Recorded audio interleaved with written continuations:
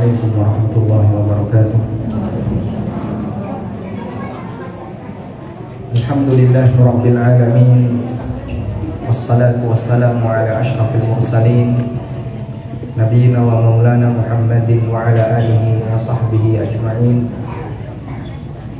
Wa ashhadu an la ilaha illallah wahdahu la syarika lah wa ashhadu anna Muhammadan abduhu wa rasuluh sallallahu alaihi wa ala alihi wa sahbihi wa man tabi'ahum bi ihsanin ila yaumiddin. Alhamdulillah, puji syukur kita haturkan kehadirat Allah Azza wa Jalla. Di kesempatan pagi hari ini kembali kita melanjutkan kajian dengan membaca syarah Masail Jahiliyah. Insyaallah kita akan memasuki pelanggaran yang ketiga, yaitu tidak mau tunduk dan taat kepada waliul amri. Kita akan baca yang ketiga. Kita baca terlebih dahulu. Kita ulang. Nah, ulang. Saya di sini. Masalah jahiliyah 3, menentang pemerintah.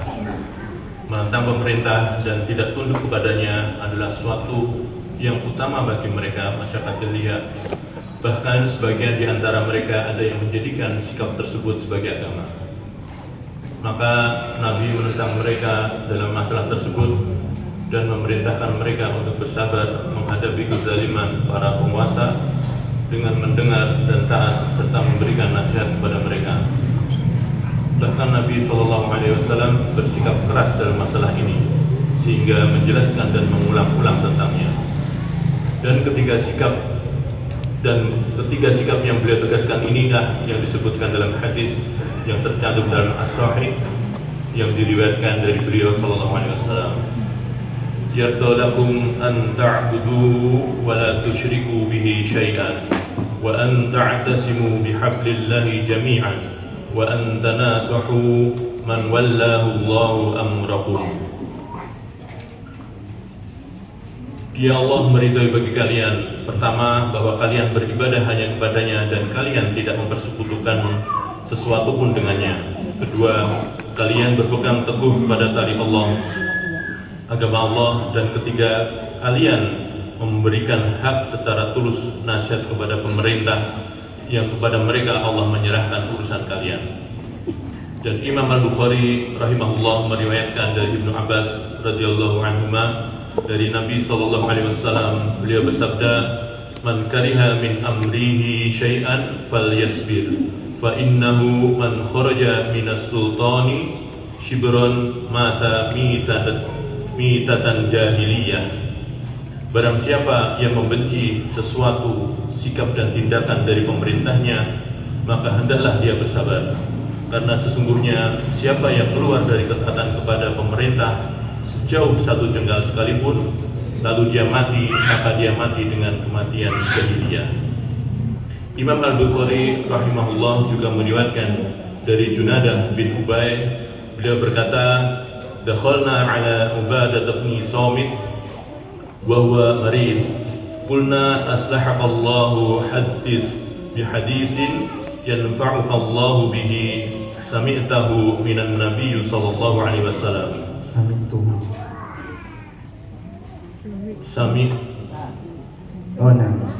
Sami'tahu minan nabiy sallallahu alaihi wasallam qala da'ana an-nabiy sallallahu alaihi wasallam fabay'nahu wa kana fima akhadha 'alaina an bay'ana 'ala as-sam'i wat-ta'ah fi man shattita wa maqrahina wa usrina wa yusrina wa athartin alaina wa alla yunazi'al amra ahlah illa an taraw kufran bawahan indakum minallahi fihi burhan. Suatu kali kami mengunjung Ubadah yang sedang sakit, lalu kami katakan, semoga Allah memperbaiki keadaan Anda.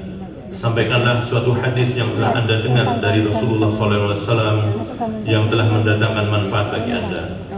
Beliau berkata, Nabi SAW menyeru kami, lalu kami membaiat beliau, dan di antara syariat Yang di antara syarat yang beliau ambil atas kami adalah bahwa kami membaiat untuk mendengar dan mentaati, baik dalam keadaan kami bersemangat maupun kami terpaksa, dalam keadaan kami kesulitan maupun dalam keadaan kami mudah, dan sekalipun hak kami diambil, serta agar kami tidak merebut pemerintahan dari orang yang memegangnya, kecuali sabda beliau, apabila kalian melihat dari mereka kekufuran yang jelas, yang mana kalian memiliki bukti nyata dari Allah tentangnya. Dan hadis-hadis sahih mengenai ini sangatlah banyak. Dan kekacauan tidak akan pernah terjadi pada agama dan urusan dunia umat manusia kecuali karena munculnya kerancuan dalam menyikapi wasiat ini. Nah, bagian ini kita anggap sebagai salah satu prinsip Ahlussunnah, yaitu membangun prinsip ketaatan kepada pemerintah yang sah. Karena yang namanya hidup bersama itu harus ada orang yang memimpin. Sebab ketika manusia hidup bersama tapi tidak ada yang memimpin, maka akan terjadi persaingan dan efeknya adalah kekacauan. Jangankan dalam kehidupan bernegara, untuk sebuah kegiatan safar, Nabi SAW perintahkan apa? Agar ada pemimpin safar. Sebagaimana yang disebutkan dalam hadis riwayat Abu Dawud dan yang lainnya, Rasulullah SAW bersabda, "Idza kana thalathatun fi safarin falyu'ammiru ahadahum." Apabila ada orang melakukan safar, maka harus menunjuk salah satu sebagai amir safar, menunjukkan pentingnya adanya pemimpin. Maka dalam sejarah manusia sejak masa silam, Allah Subhanahu wa ta'ala jadikan mereka itu selalu ada orang yang memimpin. Tidak ada dalam sejarah para nabi di mana sekelompok manusia sementara di situ tidak ada pemimpinnya. Baik. Kemudian berkaitan dengan masalah kepemimpinan, lalu orang memberontak pemimpin atau tidak setuju kepada pemimpin, melawan pemimpin, ada dua latar belakang. Melawan pemimpin ada dua latar belakang. Yang pertama, melawan pemimpin karena dilandasi ideologi, latar belakang agama, dalam kurung tadayyun. Melawan pemimpin karena latar belakang agama, karena ideologi, atau karena tadayyun. Bentuknya adalah ada orang yang melawan pemimpin dan dia yakini perbuatan itu berpahala, atau dia yakini perbuatan itu dalam rangka menjaga dan melestarikan kebenaran. Melawan pemimpin semacam ini adalah penyimpangan akidah. Yang paling menonjol kelompok yang punya akidah semacam ini adalah Mu'tazilah dan Khawarij. Mu'tazilah punya prinsip amar ma'ruf nahi munkar. Dan yang dimaksud prinsip amar ma'ruf nahi munkar menurut Mu'tazilah adalah melawan pemimpin. Khawarij juga demikian. Mereka menjadikan bentuk perlawanan mereka kepada pemimpin bagian dari ibadah. Sehingga kalau dalam hidupnya tidak melawan pemimpin, rasanya ada yang kurang. Maka proyek utama bagi Khawarij adalah melawan pemimpin. Yang kedua, melawan pemimpin karena motivasi dunia, seperti protes terhadap kebijakan pemerintah, protes terhadap misalnya pelanggaran yang dilakukan oleh pemerintah, dan seterusnya. Untuk bentuk melawan pemimpin karena motivasi dunia, sehingga dia tidak dilatar belakangi oleh agama, makanya bisa saja kumpul banyak orang, baik muslim maupun non muslim. Kita dapatkan contoh misalnya kejadian 98, itu ada banyak juga korban non muslim dan ada juga banyak korban muslim. Melawan pemimpin karena seperti ini disebut dengan bughat.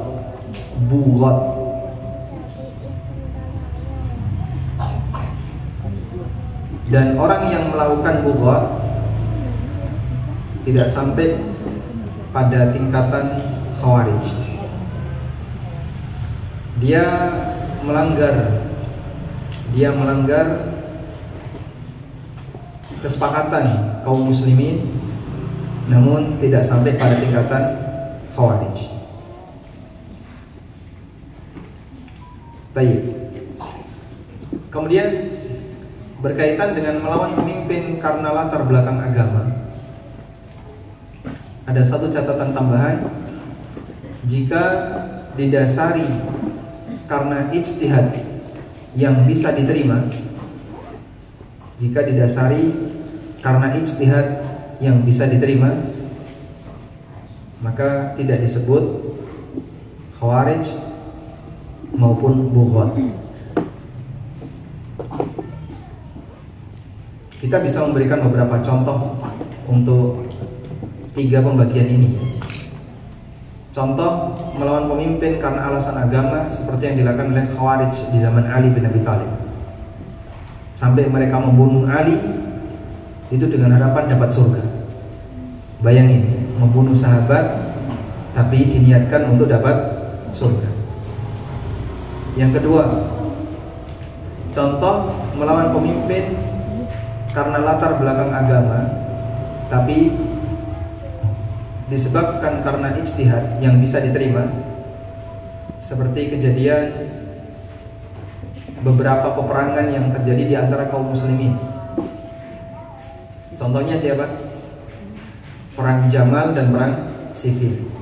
Ketegangan antara Ali dengan Aisyah, ketegangan antara Ali dengan Muawiyah, ini dilatar belakangi karena ijtihad yang benar.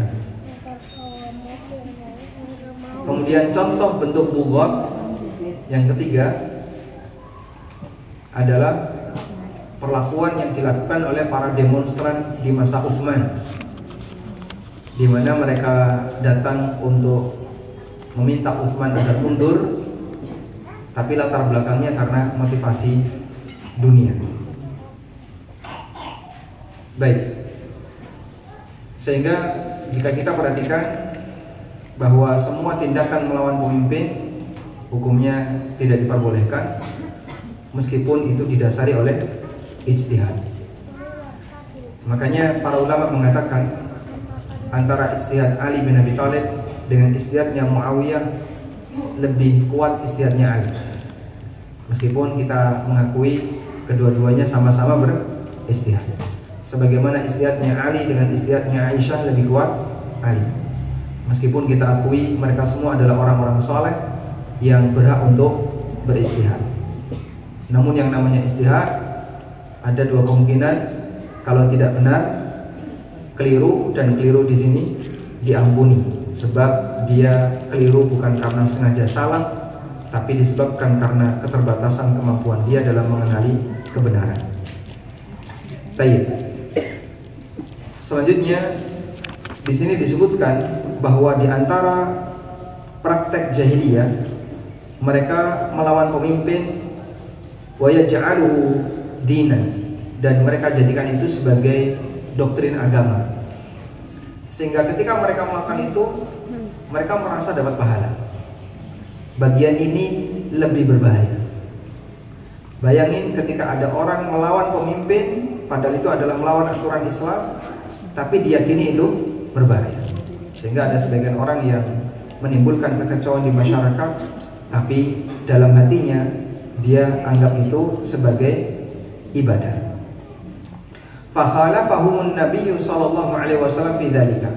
Maka Nabi sallallahu alaihi wasallam mengajarkan yang berbeda dengan hal itu. Beliau perintahkan mereka untuk bersabar ketika pemimpinnya mengalami kedzaliman, bertindak kedzaliman, mendengar dan taat serta memberikan yang terbaik bagi mereka. Wa ghalladha fi dzalika wa abda wa aada. Dan Nabi SAW memberikan sikap yang keras bagi pelanggaran ini, dan beliau mengulang-ulang nasihat akan hal ini. Nah, kemudian penulis membawakan 3 dalil yang menunjukkan arti penting ketika seorang muslim memiliki prinsip tunduk dan taat kepada pemimpin. Cara sederhana seperti ini. Ada sebagian orang yang komentar, nggak mungkin kita bisa beribadah tanpa khilafah. Tidak mungkin kita bisa beribadah tanpa khilafah. Kalimat ini salah atau betul? Kita tidak bisa ibadah tanpa khilafah. Kalimat ini salah atau betul? Salah atau betul? Salah. Saya pernah membaca ada orang yang berkomentar seperti itu. Kita tahu bahwasanya hidup ini penuh dengan aturan, dan kita tidak akan bisa menerapkan aturan Allah tanpa khilafah. Anda bisa lihat sejarah para nabi. Para nabi itu, terutama nabi yang tidak punya negara. Ada nabi yang punya negara, ada nabi yang tidak punya negara. Terutama nabi yang tidak punya negara. Nabi Ibrahim tinggal di mana? Beliau pindah-pindah dari satu tempat ke tempat yang lain. Dan beliau pernah berada di bawah kekuasaan Raja siapa? Namrud. Apakah bisa kita sebut bahwasanya Raja Namrud ini mewakili khilafah? Ajib ya jamaah. Bisa nggak? Tidak mungkin. Dia orang kafir. Sehingga keberadaan sang raja ketika itu justru menjadi musuhnya Nabi Daud alaihissalam. Demikian pula yang dialami oleh beberapa nabi yang lain.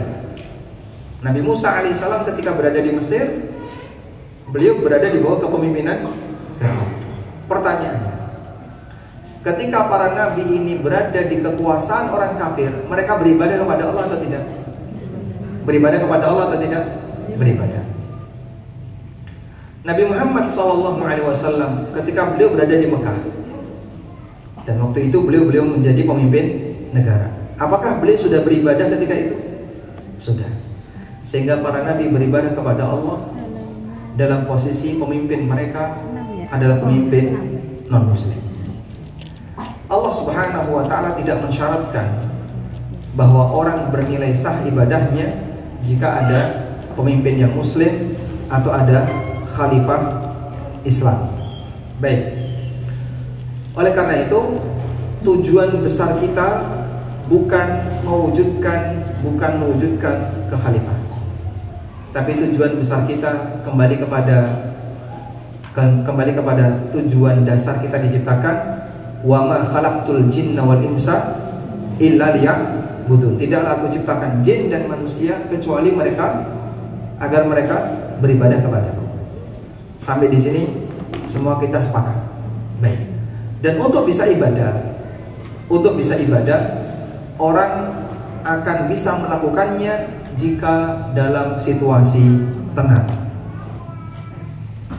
Makanya kondisi di mana kaum muslimin diwajibkan hijrah jika dia tidak bisa ibadah. Selama masih bisa ibadah, kaum muslimin diperbolehkan untuk bertahan di bawah kepemimpinan yang zalim misalnya, di bawah kepemimpinan yang jahat, selama dia masih memungkinkan untuk melakukan ibadah. Berbeda kalau kemudian orang punya prinsip kita harus punya pemimpin yang ideal. Kalau nggak ideal, berontak. Kalau nggak ideal, turunkan. Maka yang seperti ini jadinya gimana?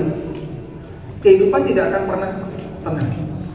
Sehingga pemimpin A chaos, nanti dia menjabat dalam waktu tertentu dianggap nggak ideal, kacau lagi.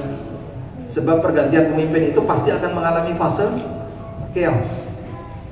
Ada nggak pergantian pemimpin yang tidak legal dan berlaku secara damai? Yang tidak legal. Tidak legal itu berarti mengalami proses penurunan secara paksa. Rata-rata pasti chaos.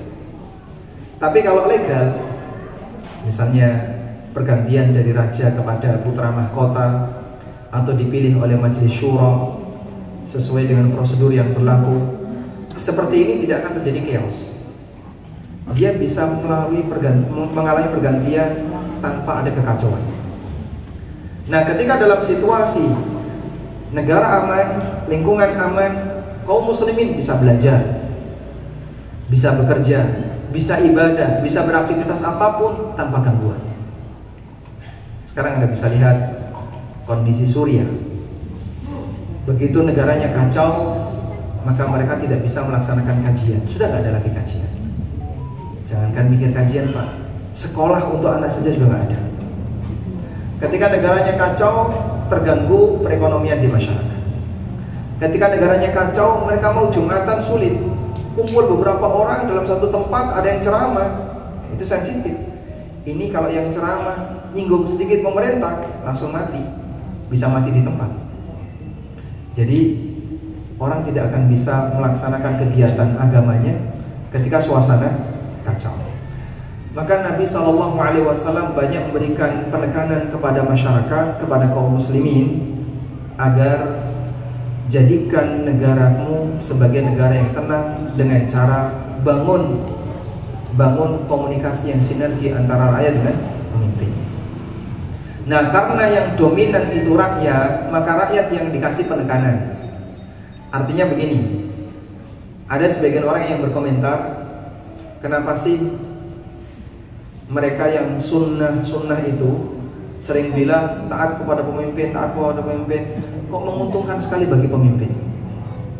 Kenapa nggak menguntungkan rakyat? Siapa bilang ini menguntungkan pemimpin? Ini untuk kepentingan bersama. Tapi berhubung karena rakyat yang dominan, maka penekanannya ada pada yang dominan. Antara pemimpin dengan rakyat banyak mana, Pak? Kalau dalam sebuah negara, antara pemimpin dengan rakyat banyak mana? Banyak rakyat. Sebab mereka yang dominan, maka penekanannya diberikan kepada yang dominan. Dipahami ya? Meskipun dalil untuk pemimpin ada sendiri, karena Nabi SAW juga memberikan panduan untuk para pemimpin umat ini. Misalnya ancaman tentang korupsi, ancaman gulul, mengenai kejujuran, tidak boleh menjadi pemimpin yang menipu rakyat, dan seterusnya. Di saat yang sama beliau juga banyak memberikan penekanan agar bisa menjadi rakyat yang baik. Nah, di sini karena kita bicara masalah rakyat, maka dalilnya semuanya isinya tentang rakyat. Yang pertama, disebutkan dalam hadis sahih riwayat Muslim, Nabi SAW bersabda, Inna Allah yardalakum thalathan. Allah senang 3 hal untuk kalian. Yang pertama, antakbuduhu wa la tusyriku bi syai'ah. Kalian beribadah hanya kepada Allah dan tidak menyekutukannya dengan sesuatu apapun. Ini nomor 1, poin 1, tapi isinya 2. Ibadah dan tidak berbuat syirik. Sebab 2 hal ini satu kesatuan. Tidak ada istilah orang beribadah kepada Allah tapi dalam waktu yang sama dia berbuat syirik. Yang kedua, wa an ta'tasimu bihablillahi jami'an. Kalian semua berpegang dengan tali Allah, dan yang dimaksud dengan tali Allah adalah aturan Allah. Yang ketiga, wa an tunasihu man wallahu Allahu amrakum. Dan kalian memberikan nasihat, maksudnya memberikan sikap yang terbaik kepada orang yang diberi oleh Allah tampuk kepemimpinan. Baik, kepentingan kita dari hadis ini terhadap judul bab adalah berkaitan dengan redaksi yang terakhir. Dan kalian saling memberikan nasihat atau memberikan nasihat yang terbaik kepada orang yang diberi oleh Allah tampuk kepemimpinan. Dan yang dimaksud dengan tunasihu, memberikan sikap yang terbaik, itu sesuai dengan porsinya, sehingga rakyat melakukan hal yang terbaik bagi pemimpinnya sesuai dengan porsinya. Warawal Bukhari, dan diriwayatkan oleh Bukhari dari Ibnu Abbas radhiyallahu anhu dari Nabi sallallahu alaihi wasallam, man kariha min amirihi syai'an falyasbir. Siapa yang membenci bagian tertentu dari pemimpinnya? Siapa yang nggak suka bagian tertentu dari pemimpinnya? Apa yang beliau sarankan? Berontak dia. Apakah beliau sampaikan seperti itu? Tidak. Tapi apa yang beliau sampaikan? Bersabar. Sebab yang namanya pemimpin itu tidak maksum. Tidak ada pemimpin yang maksum kecuali para nabi. Sehingga kalau kalian menjumpai hal yang tidak kalian sukai dari pemimpin kalian, falyasbir, bersabarlah. Fa innahu man kharaja minas sultani shibran. Karena kalau kamu memberontak kemudian keluar dari pemimpin walaupun hanya sejengkal, mata mitatan jahiliyah, kemudian mati, maka matinya mati jahiliyah. Apa yang dimaksud dengan mati jahiliyah? Coba kita cari jamaah yang merem ya. Apa yang dimaksud mati jahiliyah? Nah, merem nggak mas? Enggak, melek ya. Coba mas, apa yang dimaksud mati jahiliyah? Gimana mas? Tidak punya, maksudnya gimana? Apa yang dimaksud mati jahiliyah? Orang jahiliyah mereka hidup tanpa pemimpin tunggal. Adanya adalah pemimpin kabilah dan suku. Sehingga mereka selalu berantem antara satu dengan yang lain, perang antara satu suku dengan yang lain. Sementara mereka tidak punya pemimpin tunggal. Sehingga ketika mereka mati dengan cara seperti ini, tidak punya pemimpin tunggal, berarti matinya mirip seperti matinya orang jahiliyah, di mana mereka mati dalam posisi tidak punya pemimpin tunggal. Tayyib. Mata mitatan jahiliyah, dia mati dengan kematian jahiliyah, karena masing-masing mati dalam posisi sebagaimana orang jahiliyah membela suku dan kelompoknya. Warawa aidan, dan juga diriwayatkan dari Junadah bin Abi Umayyah, beliau menceritakan, dakhalna ala Ubadah bin Samit wa huwa maridun. Kami pernah menjenguk Ubadah bin Samit ketika beliau sedang sakit. Faqulna, kemudian kami sampaikan kepada Ubadah, aslahakallah, semoga Allah menyembuhkan Anda.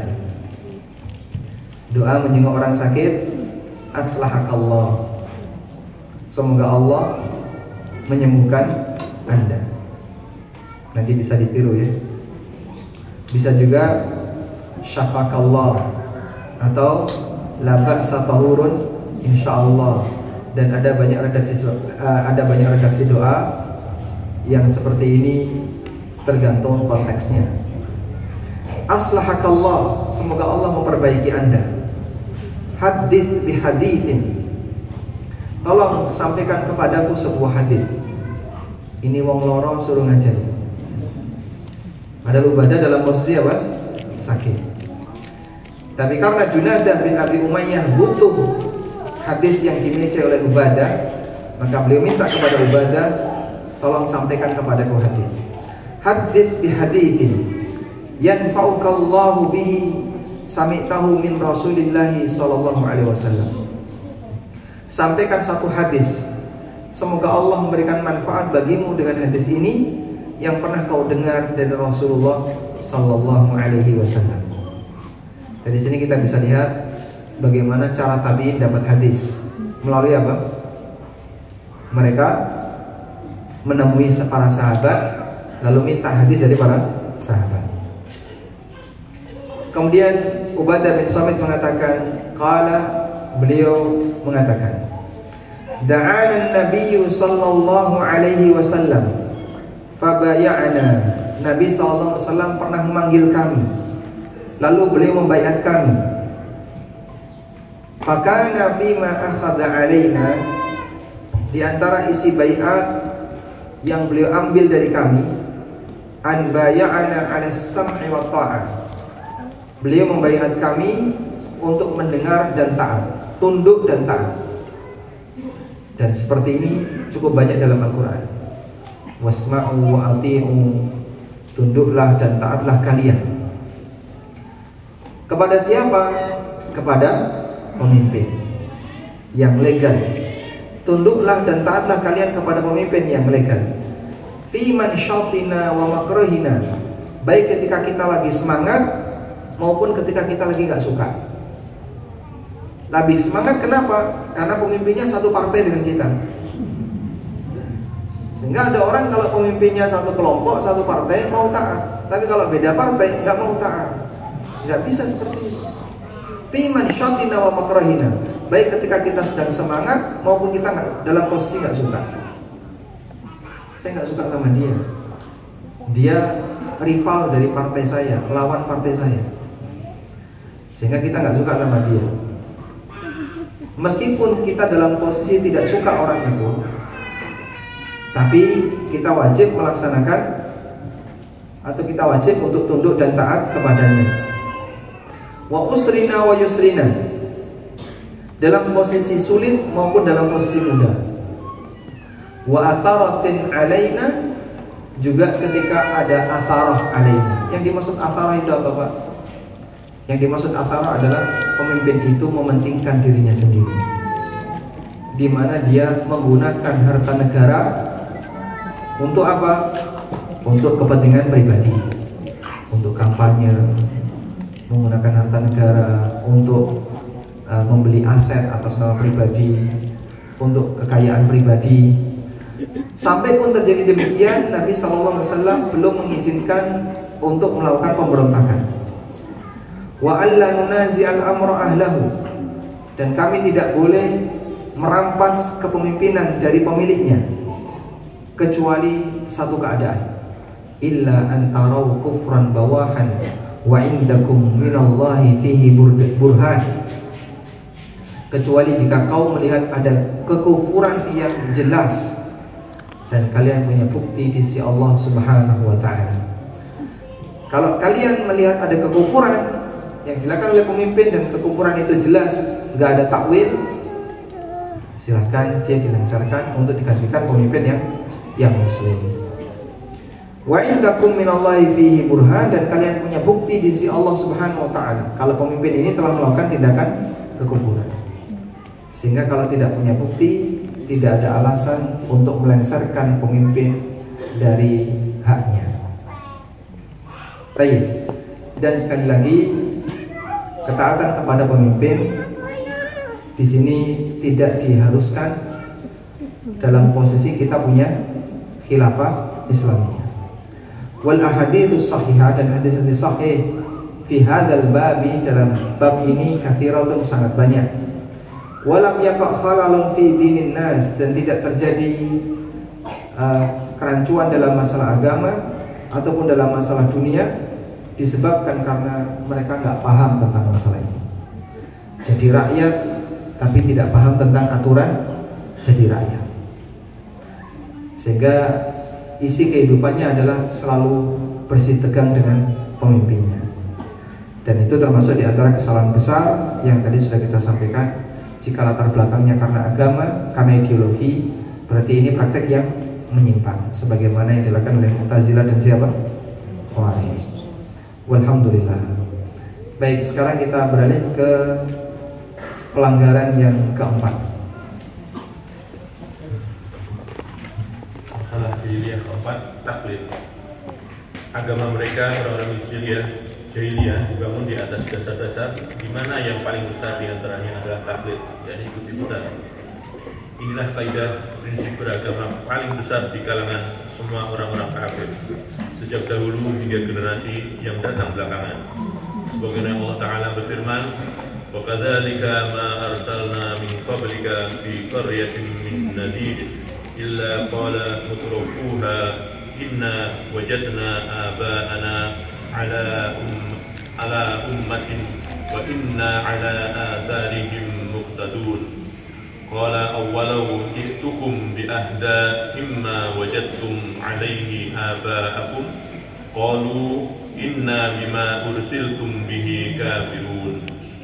Dan demikianlah kami tidak mengutus sebelum kamu seorang pemberi peringatan pun di suatu negeri, melainkan orang-orang yang hidup mewah di negeri itu berkata, sesungguhnya kami mendapati bapak-bapak kami menganut suatu agama, dan sesungguhnya kami adalah pengikut jejak-jejak mereka.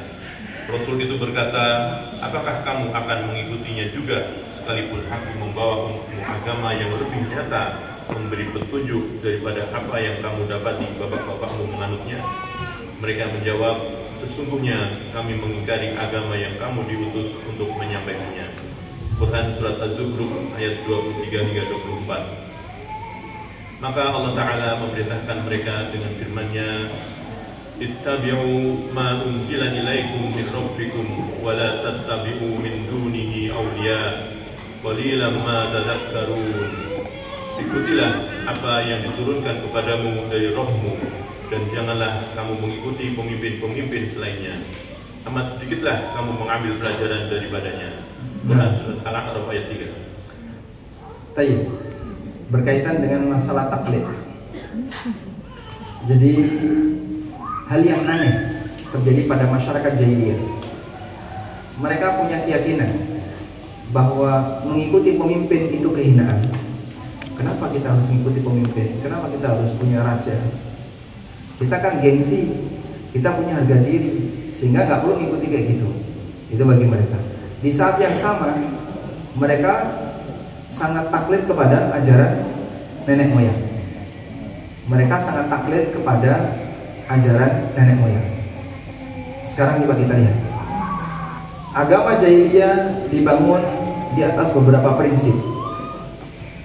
Prinsip yang paling dominan adalah taklid. Prinsip yang paling besar adalah taklid. Dan ini merupakan kaidah besar untuk semua orang kafir dari dulu sampai sekarang. Di mana mereka ketika membangun agama dibangun di atas prinsip taklid. Baik. Berkaitan dengan masalah taklid. Apa hukum taklid? Apa hukum taklid? Boleh atau tidak? Boleh bagi yang masih awal. Tergantung kondisi masing-masing orang. Kata Syekhul Islam, lawan taklid itu apa, Pak? Ijtihad. Lawan taklid itu apa? Ijtihad. Kata Syekhul Islam, taklid secara umum dibolehkan, sebagaimana ijtihad secara umum dibolehkan. Kalimatnya secara umum. At-taqlidu jaizun fil jumlah wal ijtihadu jaizun fil jumlah. Secara umum taklid itu diperbolehkan. Demikian pula apa? Ijtihad secara umum juga diperbolehkan. Sehingga tidak benar kalau taklid itu dilarang secara mutlak, itu tidak benar. Demikian pula tidak ada istilah ijtihad sudah ditutup sehingga tidak boleh lagi ada ijtihad. Dan ungkapan bahwa pintu ijtihad ditutup itu sempat semarak ketika puncak kajian masalah fikih di abad 7 Hijriah. Akhirnya sampai ada yang bilang pintu ijtihad sudah ditutup, maka orang sudah tidak boleh lagi berijtihad. Dan itu keliru ya. Nah, sehingga berkaitan dengan masalah taklid dalam agama kita ada yang boleh, ada yang tidak boleh. Maka secara umum taklid itu boleh secara umum, meskipun nanti rinciannya ada bagian yang dilarang. Sebagaimana ijtihad secara umum juga boleh, sehingga tidak ada istilah pintu ijtihad sudah ditutup. Selanjutnya, ketika manusia itu taklid, maka dia harus taklid kepada kebenaran, pembawa kebenaran. Oleh karena itu, jika dalam masalah agama Nabi Muhammad SAW dijadikan oleh Allah Subhanahu wa Ta'ala sebagai sumber kebenaran, maka taklid kepada beliau hukumnya wajib. Karena mengikuti Rasul, mengikuti utusan, berarti sama dengan mengikuti yang mengutus. Sedangkan selain beliau sallallahu alaihi wasallam, perkataannya ditimbang. Ada potensi benar, ada potensi salah. Jika benar silahkan diterima, jika salah maka tidak boleh diterima. Baik. Nah, pelanggaran yang dilakukan oleh orang jahiliyah adalah mereka tidak mau menerima keterangan dari Rasul yang dapat wahyu, tapi lebih memilih keterangan nenek moyangnya. Ini yang jadi masalah. Sehingga kalau kita bahasakan yang lain, orang jahiliyah itu punya kebiasaan menjadikan budaya sebagai sumber agama, tapi mereka menolak wahyu sebagai sumber agama. Apa buktinya, Pak? Coba kita lihat beberapa ayat berikut. Di surat Az-Zukhruf ayat 23 sampai 26 sampai 24, Allah Ta'ala berfirman, "Wa kadzalika ma arsalna min qablika fi qaryatin min nadhir." Demikianlah tidaklah kami mengutus seorang utusan pun, seorang rasul di sebuah qaryah, di sebuah wilayah, illa qala mutrafuha, kecuali para pembesar di wilayah itu mereka mengatakan, inna wajadna aba'ana ala ummatin wa inna ala atharihim muqtadun. Kami jumpai nenek moyang kami, mereka sudah punya prinsip ideologi seperti ini, ala ummatin, mereka sudah punya agama. Wa inna ala atharihim muqtadun, dan kami hanya mengikuti peninggalan mereka. Peninggalan nenek moyang itu apa? Orang kita nyebutnya apa? Budaya. Sebenarnya budaya nggak ada masalah kalau memang tidak ada sangkut pautnya dengan masalah kesyirikan. Tapi menjadikan budaya sebagai agama adalah salah. Karena budaya itu bukan agama. Agama itu dari mana? Dari wahyu. Nah, orang jahiliyah yang menjadikan budaya sebagai agama, dan itu diterus oleh orang di masa sekarang. Sebagian manusia, sebagian masyarakat melakukan seperti itu. Mereka menjadikan budaya sebagaimana layaknya agama. Maka para nabi itu mengatakan, awalau ji'tukum bi ahda mimma wajadtum alaihi aba'akum. Bagaimana kalau aku datangkan kepada kalian ajaran yang lebih mendekati kebenaran, yang lebih sesuai petunjuk dibandingkan ajaran yang kalian jumpai dari bapak-bapak kalian. Qalu, apa komentarnya? Coba kita lihat di sini. Apa komentarnya? Inna bima ursiltum bihi kafirun. Kami ini nggak mau menerima wahyu yang kau bawa kepada kami. Kami tidak mau menerima risalah yang diberikan kepadamu untuk kami. Jadi mereka menolak ajaran Nabi, tapi di saat yang sama mereka lebih menerima apa? Ajaran nenek moyang, ajaran budaya. Sehingga budaya mengalahkan agama bagi orang-orang musyrikin. Dan orang di zaman sekarang mungkin ada yang seperti itu, di mana budaya dia, di mana dia dalam menyikapi budaya sebagaimana layaknya agama. Bahkan agama disingkirkan dalam rangka untuk menjaga budaya. Fa'amarahumullahu ta'ala biqaulihi, kemudian Allah perintahkan dengan firman-Nya, ittabi'u ma unzila ilaikum min rabbikum wa la tattabi'u min dunihi awliya. Ikutilah apa yang diturunkan kepada kalian dari Rabb kalian, dan jangan ikuti para wali selain Allah. Qalilan ma tadhakkarun, sedikit sekali kalian mengambil peringatan. Jadi mana yang lebih layak diikuti, wahyu ataukah budaya untuk dijadikan sebagai dasar agama? Wahyu. Bukan berarti kita anti budaya, tapi menjadikan budaya sebagai dasar agama tidak bisa diterima oleh logika. Kok bisa? Karena kita bicara agama ya. Kalau Anda bicara ya ini hobi kami, ya ini peninggalan leluhur kami ingin tetap melestarikannya, silahkan, tapi jangan dijadikan sebagai agama. Dengan syarat dalam pelaksanaan peninggalan leluhur itu tidak boleh ada pelanggaran agama. Kalau ada pelanggaran, ya mohon maaf, kita tinggalkan. Sebagaimana dulu para nabi, mereka mendakwahkan kaumnya untuk meninggalkan pelanggaran yang dilakukan oleh para pendahulunya. Wa qala subhanahu wa ta'ala,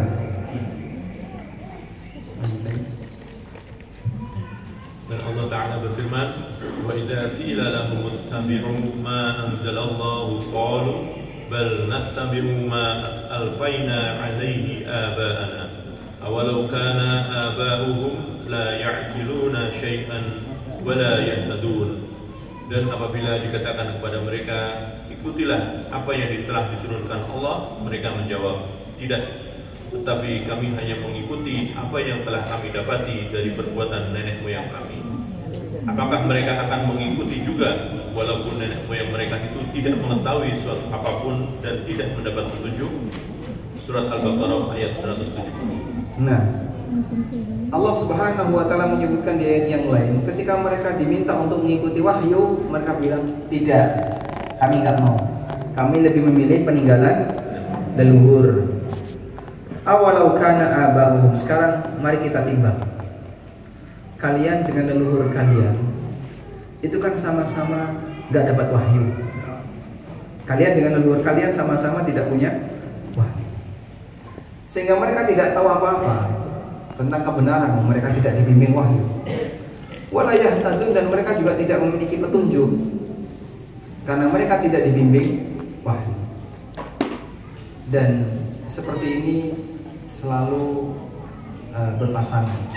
Di saat orang menjadikan budaya sebagai ideologi, landasan ideologi, di saat yang sama pasti dia akan menolak syariat. Manusia di saat dia menjadikan budaya sebagai sumber ideologi, sumber keyakinan, maka di saat yang sama dia akan menolak wahyu, dia akan menolak syariat. Ila ghairi dzalika, dan beberapa hal yang lain, mimma yadullu, yang menunjukkan bahwa orang-orang jahiliyah kanu fi ribqatit taqlid, mereka berada dalam lingkaran taklid. La yuhakkimuna lahum ra'yan wa la yushghiluna fikran, mereka tidak menggunakan logika sebagai dasar untuk berpikir, dan mereka tidak memanfaatkan pikiran mereka. Falihadza tahu fi audiyatil jahalah, sehingga mereka bingung di lembah kebodohan. Wa hakadha kullu man salaka maslakahum fi ayyi asrin kan, dan seperti inilah orang yang mengikuti tradisi jahiliyah nasibnya di berbagai masa. Kayak gini, akhirnya mereka jadi bingung ya. Karena setiap beragama, berideologi, tapi tidak memiliki landasan dari wahyu, pasti hasilnya apa? Membingungkan. Wallahu a'lam. Walhamdulillahirabbil alamin.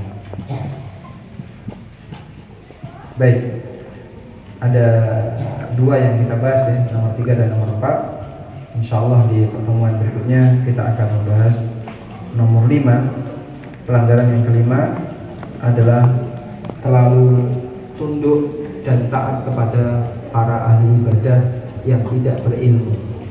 Insyaallah akan kita bahas di pertemuan berikutnya.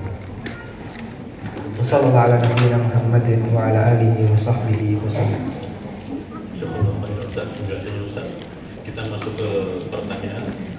Ada pertanyaan dari jamaah yang hadir. Bismillah. Ustaz, apa batasan bukti nyata kekufuran, kufur bawahan dan yang jelas apa ya? Pemimpin Az-Zaitun apakah perlu dilengsarkan?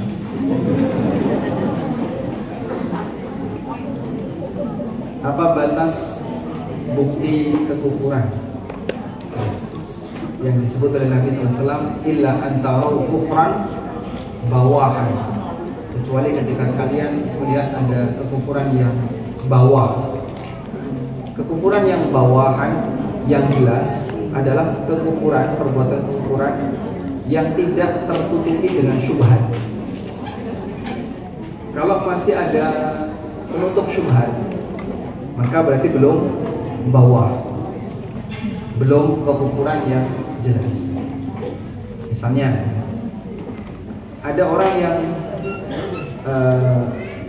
misalnya menetapkan hukum selain hukum yang Allah turunkan. Nah, ketika dia menggunakan hukum itu kan ada banyak pertimbangan. Kemudian dia punya syubhat. Seperti ini masih boleh, seperti ini tidak masalah. Keberadaan syubhat itulah yang menyebabkan status kekufuran tadi apa Pak? Belum sah untuk divonis pelakunya sebagai orang kafir.